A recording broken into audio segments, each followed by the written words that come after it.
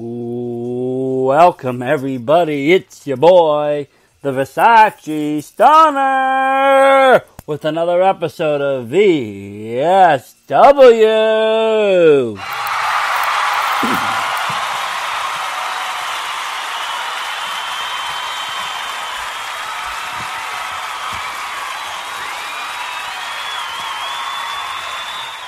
Thank you, folks. We're sitting here, we got a vape in hand, smoking the good stuff. And tonight we are going to talk about the big one, guys. Wrestlemania 1. Some call it an experiment. Some call it the greatest thing ever to happen in the world. I'll tell you one thing. It was a spectacle. With all the hardship and the road to get there and all that McMahon had to do to get to that point of putting on such a show nationally and just really getting it mainstream. Wrestling, if you've known, used to be very territorial. It used to be, if you worked here, you did this. If you lived there, you wrestled there. And people that lived there saw that and so forth and so on. And McMahon just, dominated territory after territory and really just took it to the national stage. And if you ever watch some of the documentaries, it's really interesting stuff. Him and, rest in peace Crockett, they battled over territories. And just really, Vince dominated to get where he is. And he really built it up to bring it to the world. And, it was just an amazing time. It was that rock and roll era of wrestling.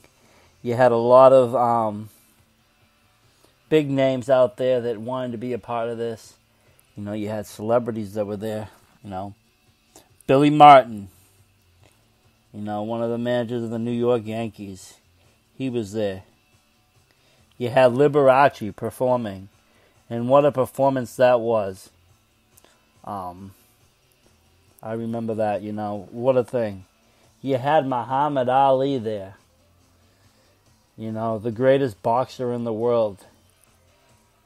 And then you had the main event itself. Mr. T.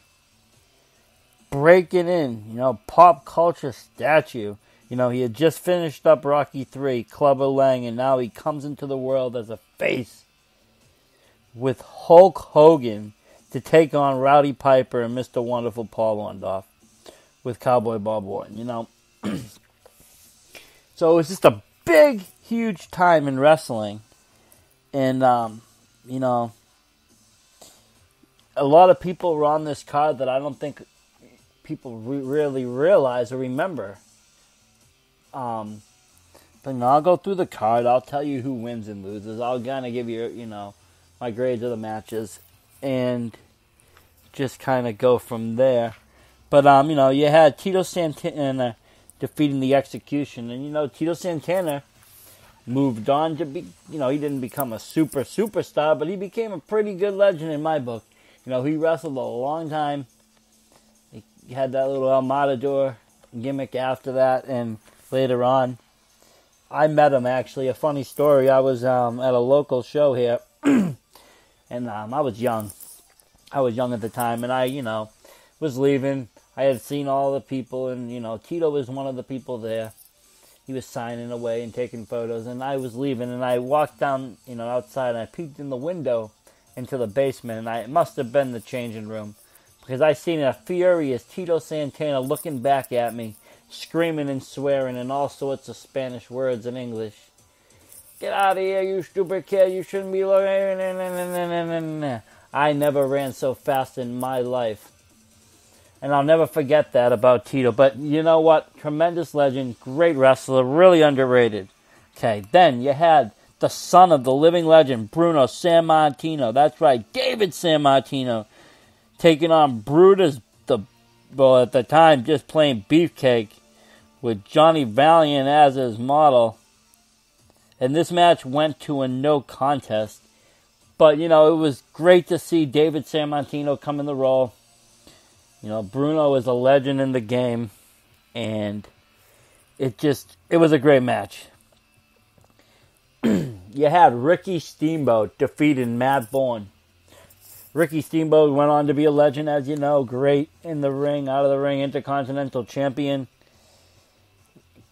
One of the tremendous, solid wrestlers in the field. And Matt Bourne went on to become Doink the Clown. Really underrated wrestler, Matt Bourne. Tremendous wrestler, tremendous athlete. Drugs was his issue, unfortunately, and that led to his demise. And it's a really sad story, but he went on to be Doink. And I think he did a great job at that. The original Doink was creepy, scary. The heel work, that WrestleMania 9 heel work, the Crush feud, it was just great. You had King Kong Bundy with the Mouth of the South beating SD Jones. That's right, Special Delivery Jones.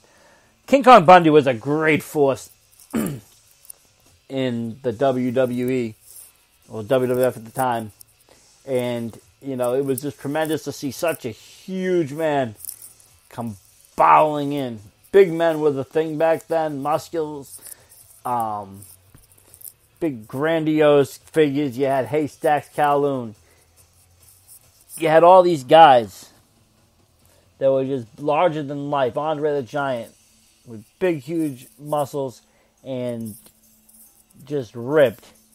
And that's what wrestling was. That's what drew me into it. These strange, weird characters just destroying each other. But King Kong Bundy, definitely one of my top favorite legends in the game. You saw him, like I said, squashing Special Delivery Jones. You had a great body slam challenge where Andre the Giant defeated Big John Studd and body slammed him. You saw the big man himself. This was when Andre was face and a good guy. Before his whole WrestleMania 3 kind of turn. And Big John Studd had Bobby the Brain at his corner at the time. Yeah, the Intercontinental match. Junkyard Dog defeating Greg the Hammer Valentine. Junkyard Dog was one of my favorite wrestlers of all time in that era. Very charismatic, just always came out, did his job, worked hard. Not much of like a wrestler, a great brawler though. And Greg the Hammer, he was just great as well. Tagging up with Brutus, the Barber Beefcake. They had that connection for a good amount of time. I really liked that. And then later going on to singles competition. And then again back to tag competition with the Honky Tonk Man, Rhythm and Blues. And then back to singles competition. So it was really kind of a tremendous journey for Greg Valentine. You had the World Tag Team title match. The Nikolai Volkov and the Iron Sheik with Classy Freddie Blassie defeating Mike Rotundo and Barry Windham with Captain Lou Albano, Mike Rotundo, IRS Bray Wyatt's father, and Barry Windham, both legends in this game. Nikolai and Iron Sheik speak for themselves. You should follow the Iron Sheik on Twitter. He's a freaking hoot. Always got something funny to say to make me laugh. Just the other day he was fighting with Soulja Boy on there. The things that were coming out of his mouth was fucking funny. I'd go on there right now and check it out. Get a good laugh at it. You had the Women's Championship match too. Wendy Victor with pop superstar Cyndi Lauper defeating Liliana Kai with Fabulous Moolah to become the new Women's World Champion. And this was a big, big step because Cyndi Lauper was there. And she brought in another element to the WWF at the time, bringing another pop star culture. Kind of like what they're doing with Bad Bunny now. You bring these people in, it draws in a new fan base, it draws in a new crowd, it gets more people into it, more people involved. And really, it felt larger than life with all these people there. And then you have finally, Hulk Hogan and Mr. T, with Jimmy Superfly Snuka defeating Rowdy Piper, Mr. Wonderful Paul Orndorff, and Cowboy Bob Orton. And there was no bigger heel at the time than Rowdy Piper and Cowboy Bob Orton and Mr. Wonderful. But he didn't also have as big as babyface ever as Hulk Hogan. And it would only grow from there, from into WrestleMania 2, 3, 4, 5. 6 was a toss-up. It could go either way. 7. He really solidified it. And they did a whole package. You had Mr. T there, biggest celebrity, one of the biggest celebrities at the time. Like I said, just did the Rocky 3 film. Clubber Lang, coming off of that. And they showed video footage of him and Hogan training, running through towns and doing different things. They really made it feel like it was something big. And it took the world, I think, for the country anyways, by storm. It really was just... if you watched it live, it was amazing. If you go back and watch it now, it might not seem amazing. But think about the time. Think about the era. Think about if none of the stuff that you've ever seen today had ever happened yet. And think about how amazed you would be like, oh my God, this just happened. That's how you have to look at it. That's how you have to look at any of these old pay-per-views. Yeah, of course it could have been done better today. Of course, Hulk Hogan may have not have, the people might have not have been behind Hogan today. You might have not loved that baby face today. You might have not loved all the heel work today. But you can't look at it from today. This was done back then. These people did it live then for those times, and it worked. And if you were there during those times, it was very successful. It was very great to watch and enjoyable. That's how you have to, like I said, look at all these old pay-per-views. Sure, you can look at the 90s and be like, oh my God, that's so repulsive. I can't believe they did that. But you got to think, if you were in the 90s, think of your age. Think of how old you were. Think of what you were doing then. It was entertaining. The Attitude Era was entertaining for you if you were at that age level and this was in your time. And that's the same with the earlier era. If you were a young kid, you were into these faces. Hogan had you. He had Hulkamania was running wild back then. Or if you were into the heels, Roddy Piper was your man. He did the heel work.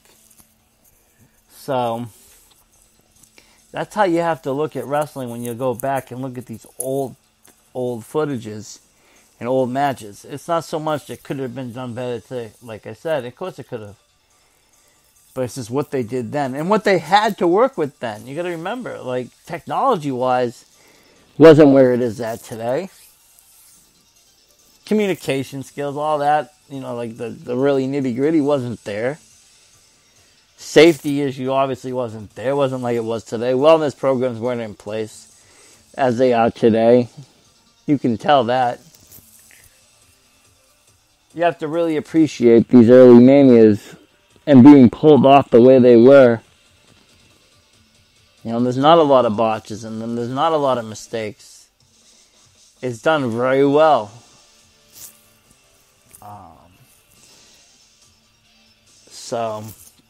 That's WrestleMania 1. That's what started it all. We're coming into WrestleMania season this year soon. And, I always like to revisit all the manias, starting with one. And, I might podcast them all. I'm not sure. I might just go 1 through 10 and podcast them. Or 1 through 15. But I definitely really do appreciate and enjoy the early on ones. Some of my favorites, have to be like, number 4 had the greatest tournament that one could ever see as a kid. All the superstars were out to play that day. So, I probably will cover them all coming down the line as we get closer and closer to WrestleMania. They're also doing Fastlane before that. Test out the service on Peacock as the network migrates over there. This should be interesting. It will also reach a larger network of people as everybody with Comcast gets to watch the network now for free. Yay for them. And I got rid of my cable package, but yay for them. But that's all we got for you tonight. I thank you for tuning in with our little WrestleMania 1 recap. It's been a pleasure. I'm the Versace Stoner. You can follow me on Twitter at Versace Stoner 9. See all the excitement. And you have yourself a good night now. Versace Stoner, out.